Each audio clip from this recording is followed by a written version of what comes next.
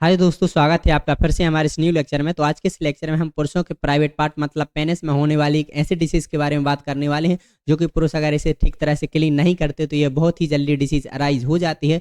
Normally disease का नाम है बेलेनाइटिस। तो चलिए पढ़ते हैं कि ये क्या होती है। सबसे पहले देखते हैं इसकी डेफिनेशन को। तो देखिए, balanitis is an inflammation that affect the head of the penis. तो ठीक है, जो प्राइवेट पार्ट होता है नॉर्मली इसे हम पेनिस बोलते हैं। तो जो पेनिस का हेड होता है, ठीक है, ये वाला, इसे हम ग्लैंस भी बोलते हैं। अगर इसमें किसी भी तरह का इन्फेक्शन इन्फ्लामेशन हो जाता है और ये अफेक्टेड हो जाता है तो उस कंडीशन को बेलेनाइटिस डिसीज बोला जाता है। ठीक है, a similar condition balanoposthitis refer to inflammation of the head of the penis. ऐसे ही सिमिलर कंडीशन बनती है बेलेनोपोस्थाइटिस में। अब ये बेलेनोपोस्थाइटिस क्या होता है, देखिए, जो पेनिस का जो हेड होता है इसमें, और देन पेनिस के सराउंडिंग जो लेयर होती है इसे हम फोरस्किन बोलते हैं, जो कि कवर्ड रहती है पेनिस के ऊपरी। ठीक है, तो अगर इसमें इन्फेक्शन हो जाता है और पेनिस के जो ऊपर फोरस्किन प्रेजेंट होती है अगर उसमें इन्फेक्शन हो जाता है, इन दोनों में अगर इन्फेक्शन हो जाता है तो उस कंडीशन को बेलेनोपोस्थाइटिस बोला जाता है। ठीक है, इसके बाद देखिए पुअर हाइजीन। चलिए इसके बाद देखें तो देखिए, poor hygiene may leads to an accumulation of स्मेग्मा।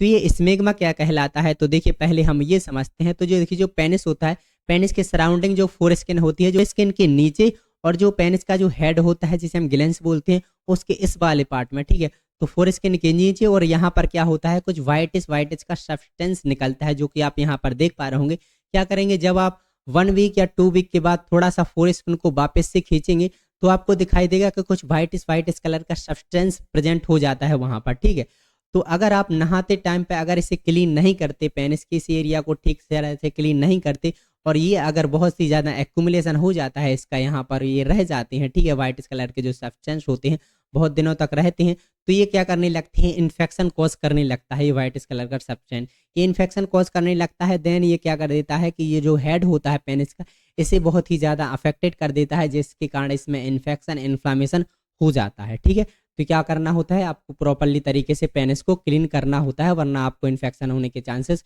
बहुत ज़्यादा हो जाते हैं। ठीक है, इसके बाद देखें तो देखिए, balanitis is characterised by shiny red और reddish orange area is present yellow patches with pinpoint spotting. तो यहाँ पर हम समझ सकते हैं कुछ कैरेक्टरिस्टिक देखने को मिलते हैं, जैसे कि शाइनी रेड हो जाता है, रेडिश ऑरेंज। तो अब थोड़ी सी पिक्चर होती हैं जो कि मैं यहाँ पर दिखाना चाहूँगा आपको। देखिए, जो पेनिस है, पेनिस का हेड है, देखिए कुछ इस प्रकार से शाइनी रेड हो जाता है। देन आप देख पाएंगे कि यहाँ पर येलो पैचेस भी दिखाई दे सकते हैं आपको, अगर ज़्यादा ही यहाँ पर इन्फेक्शन हो जाता है जो हेड है पेनिस का। आप देख पाएंगे कुछ इस प्रकार से कंडीशन हो जाती है। अगर ये सीवियर बेलेनाइटिस हो जाता है किसी को, प्रॉपर तरीके से ट्रीटमेंट ना हो, तो आप देख पाएंगे कि कुछ इस प्रकार से क्या हो जाता है, पेनिस में इन्फेक्शन होने के चांसेस हो जाते हैं। जो पेनिस का हेड होता है इसमें इस प्रकार से इन्फेक्शन होने के चांसेस हो जाते हैं। कुछ इस प्रकार से क्या होता है, इन्फेक्शन होने के चांसेस बहुत ही ज़्यादा बढ़ जाते हैं। ठीक है, बेलेनाइटिस डिसीज में। इसके बाद हम समझते हैं, तो इसके बाद देखें तो देखिए, balanitis common in men over 40 years old. तो जिनकी एज 14 ईयर्स के अबव हो चुके हैं उनको ये कंडीशन ज़्यादा अराइज होने के चांसेस होते हैं। Then balanitis is a condition affecting about 11% of adult man and 3% of children. तो जो ये कंडीशन होती है ये 11% ऑफ अडल्ट मैन को देखने को मिलती है एंड 3% ये चिल्ड्रन को हो सकती है। ठीक है, चलिए इसके बाद बात करते हैं कॉजेस एंड रिस्क फैक्टर की, कि ऐसे क्या कारण होते हैं, किस कंडीशन में ये बेलेनाइटिस डिसीज कॉज कर जाती है। तो चलिए हम वो देखते हैं।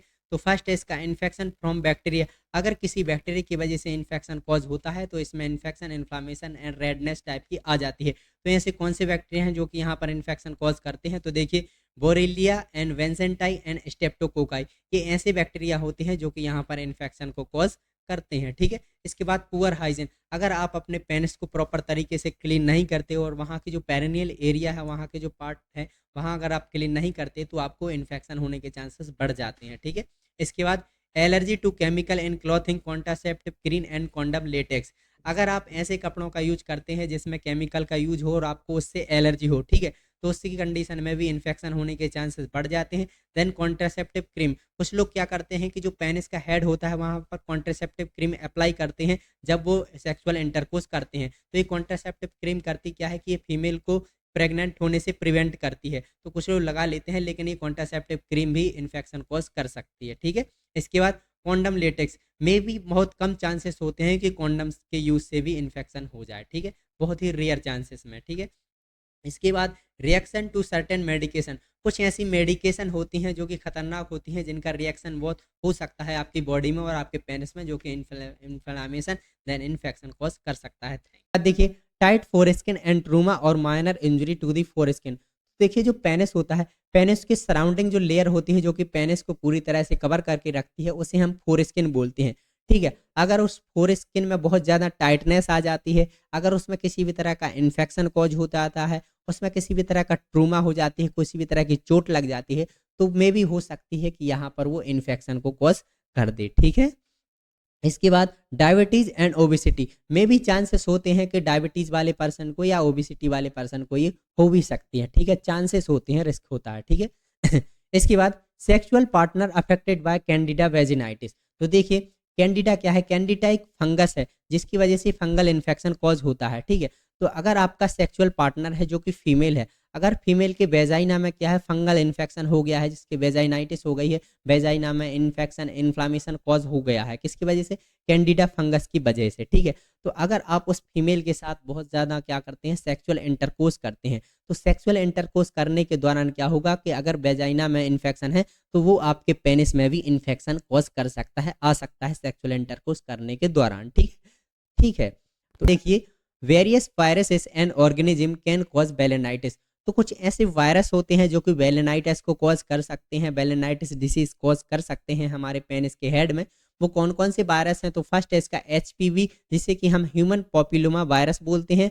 Then strep, candida, gonorrhoea and syphilis. तो ये ऐसे वायरस होते हैं जो कि ये इन्फेक्शन कॉज कर सकते हैं, यहाँ पर इन्फ्लामेशन कॉज कर सकते हैं। लेकिन यह क्या होता है कि ये सेक्सुअल इंटरकोर्स करने के दौरान ही ये फैलते हैं। जब आप सेक्सुअल इंटरकोर्स करते हैं तभी ये फैलते हैं। ठीक है, सेक्स करते हैं तब ये फैलते हैं। ठीक है, इसके बाद टेकिंग कोर्स ऑफ एंटीबायोटिक। अगर आप बहुत ज़्यादा एंटीबायोटिक का यूज़ करते हैं तो में भी चांसेस हो जाता है कि एंटीबायोटिक के कारण भी क्या हो सकता है कि इसमें इन्फ्लेमेशन इन्फेक्शन हो सकता है, बेलेनाइटिस डिसीज हो सकती है। ठीक है,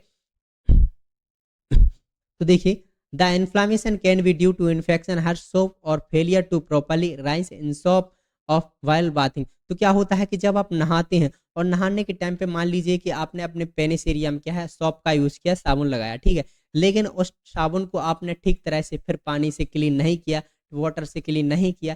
ठीक है, तो अगर आप यहाँ पर ठीक तरह से क्लीन नहीं करेंगे और यहाँ पर जो सॉप है वो लगा रहेगा, ठीक है, तो उस कारण से क्या हो सकता है कि यहाँ पर जो झाग होता है उसके कारण यहाँ पर इन्फेक्शन इन्फ्लामेशन होने के चांसेस हो जाते हैं। इसलिए आपको क्या करना है, प्रॉपरली ध्यान में रखते हुए पेनिस को क्लीन करना है अच्छे से। ठीक है, चलिए इसके बाद बात करते हैं क्लिनिकल मैनिफेस्टेशन की, कि अगर आपको ये बेलेनाइटिस डिसीज हो जाती है तो आपके पेनिस में क्या क्या सिम्टम्स देखने को मिल सकते हैं। चलिए वो देखते हैं। तो फर्स्ट है इसका redness, swelling and head of the penis. तो अभी हमने देखा था कि पेनिस का जो टॉप पोर्शन था, ग्लैंस था, उसमें बहुत ज़्यादा रेडनेस और स्वेलिंग आ गई थी। ठीक है, इसके बाद डिफिकल्टी विथ पासिंग यूरिन। तो जब आप यूरिन पास आउट करने जाएंगे तो उस टाइम पे आपको बहुत ज़्यादा डिफिकल्टी होगी, बहुत ज़्यादा पेन महसूस होगा। ठीक है, इसके बाद स्वेलिंग, बहुत ज़्यादा स्वेलिंग भी देखने को मिल सकती है पेनिस के हेड में।